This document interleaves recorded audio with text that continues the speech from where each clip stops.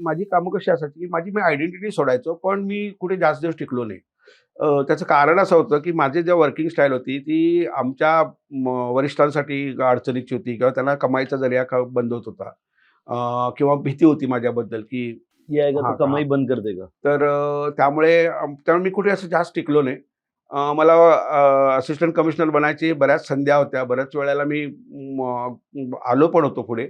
पण मला वेळोवेळी दाबलं गेलं, की मी या पोस्टपर्यंत येऊ नये याच्यासाठी खूप लोक प्रयत्नशील होते आणि त्यांचे प्रयत्न बऱ्याच वेळेला सक्सेस झाले.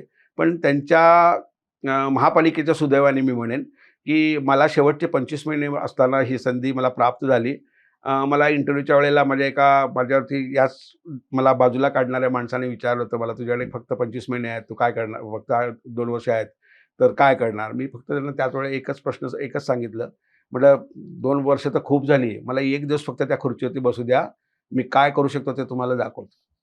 अच्छा. आणि ते आय प्रूव्हड दॅट. मी जे बोललो ते करून दाखवलं आणि everyone is witness for that. कारण त्यांनी मला न आणून महापालिकेचं प्रचंड अतोनात नुकसान केलं आणि सर्वात मोठं जर नुकसान कोणी केलं असेल, तर माझ्या वरिष्ठांनी केलं. कारण मला 2008 आणि 9च्या दरम्यान आमचे एक एम-सी होते राजू साहेब म्हणून. तर त्यांनी मला बोलावलं, मला विचारलं, की "तुम्ही या पोस्टवरती यायला तयार आहात का? तुम्ही घेऊ शकाल का? जबाबदारी सांभाळून?" म्हटलं, "काही हरकत नाही," म्हटलं. माझा कॉन्फिडन्स लेव्हल एवढा आहे, की म्हटलं I can sit on that chair. मग ते म्हणाले, "ठीक आहे, मी बघतो मी काय करतो."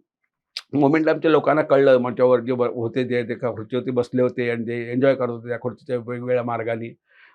त्यांना कळलं, की आता हा माणूस आपला बॉस म्हणून येऊन बसला, की आपल्या दुकानाला टाळा मारावा लागेल. त्यांनी नाना प्रकारे माझ्या मागे इन्क्वायऱ्या लावल्या.